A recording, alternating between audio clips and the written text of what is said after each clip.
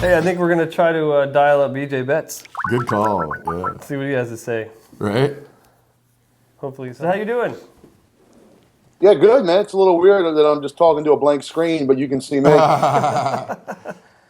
about that, man. We'll have to No we'll problem. have to whip our guy in the back a little bit.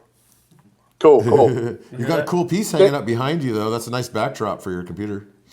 Oh, thanks, Yeah. man. Yeah, I got a. Yeah, it's like an old. I don't even know what the hell. It's from like a I don't know, like an early 1900s old church ceiling, an old tin ceiling. Ah, It's cool. like it doesn't look too big behind my 9-foot head, but I can't but talk, bro. it's pretty big. It's a good size. The thing's awesome. Yeah, I found it like I don't know, some old antique thing one day in the middle of nowhere, like Amish country. That's the And best. oh, it was awesome. Yeah, man. So what's new? What you been up to these days? Oh, not much, man. Same old stuff. Tattooing, lettering, normal stuff. Right on. Sick. So for Yeah. some folks who aren't familiar with where you're coming from, can you tell us where you started and how long you've been tattooing? Started as in, did my first tattoo? Yeah, we'll start there, sure. Yeah, cool. Okay, well, so a good friend of mine, I guess the name's not really important right now. Whatever. Jeff Godwin went by the name of Sailor Jeff.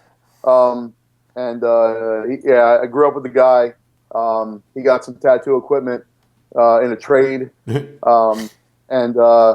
me a call one day. At this point, I was always drawing and painting and airbrushing and that sort of thing, and so it seemed like, and I had tattoos at the time already.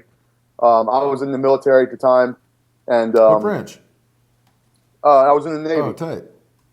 Yeah. So so Jeff calls me up. Hey, man, you still drawing? Still painting? I said, yeah, actually, I am, man. He goes, oh, well, I got this tattoo stuff, man. Maybe we can, come on over and give it a try. I was like, yeah, I'm good, man. I don't want to get tattooed by you. Are you serious? He's like, no, man. You come over and maybe we can work something out. Try it on me. Like, you know how to draw. Whatever. Obviously, by the way, this is not the proper way to make this happen to become a tattooer, as you know. But yeah, man. So my wife, who was my girlfriend at the time, was like, "Oh, what do you got to lose? Let's go over there." So yeah, cool. So like I said, I had tattoos already, and I knew how it was supposed to, look and feel and sound and kind of smell. You get that green soap smell in the tattoo shop. Yeah.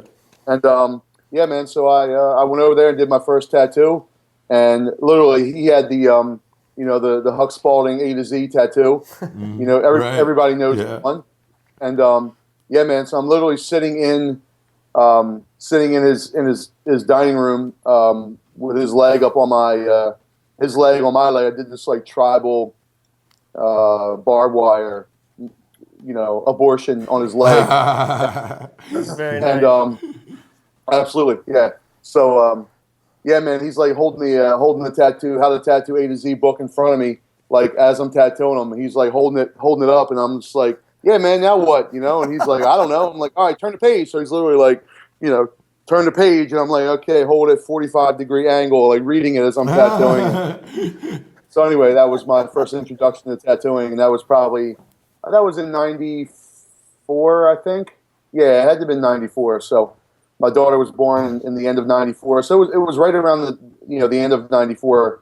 She was super young, only a month or two old. So and that was it, man. I guess it went okay, I guess, so to speak. Looking back at it now, and that was the beginning of it. So and then was still active duty in the military. Was going away quite a bit, and was just kind of tattooing when I could. My friend Jeff ultimately got an apprenticeship at a shop, and so he would work and come home and basically teach me what he learned during that day. And then, so I mean, blind leading the blind. You were an apprentice. Absolutely, I was. Oh man, yeah, I bet the shop owner would have been pumped. Oh yeah. Sick, right? Yeah. So yeah, that was how it all started for me, and and then like I said, I was being on active duty in the military. I didn't have a lot of free time, and so going away a month or two or three or four or whatever the case may be at a time. I tattoo just when I could. I got injured in the military. I hurt my back pretty bad, and had to end up getting out of the military.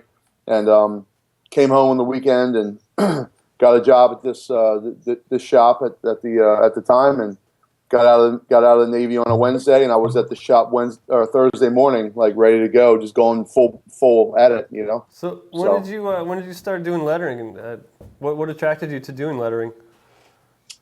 I mean, I think I don't know. Looking back at it, I guess, you know, I did a lot of graffiti when I was younger, and I was always attracted to a lot of letter forms and shape, and the simplicity of it, but yet the complexity of it, as in, you know, a letter A is basically 3 lines, you know, but what you do with that from that point on is, you know, obviously it's up to you, and, you know, you can shape it and do whatever you need to do with it, but it's still, at the end result is it's a letter A. But, so I think, I don't know, I think it always seemed like it was the missing link. You know, I would read tattoo magazines and always see, you know, back in the early 90s and mid 90s, when I was really looking at a lot of tattoo magazines heavily, I was over in Desert Storm, and we would get, you know, just the kind of magazines filtered through that people would bring once they went home on leave or whatever, and would bring it back, and it would make its rounds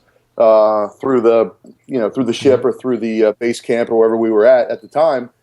And you know, I didn't really see a lot of lettering, and I was drawing a lot of lettering, and, you know, I feel like these days everybody has something to say, you know. So I think that's why one of the reasons why lettering is so popular as it is now. So it seemed like there was always the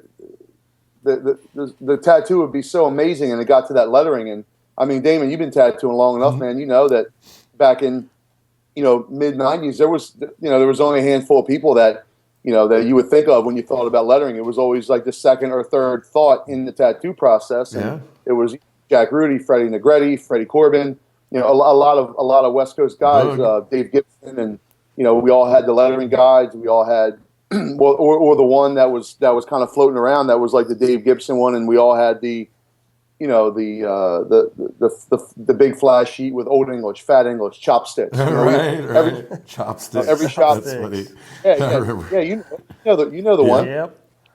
And so, yeah, man, everybody had that, and I don't know. It always seemed like that was there wasn't as much attention paid to that as there was for the rest of the tattoo. And, you know, you'd see that really nice Sacred Heart, that really nice, you know, whatever tattoo, and then you get to the lettering and the banner, it just absolutely blows, and you just think like, yeah, man, what happened? So.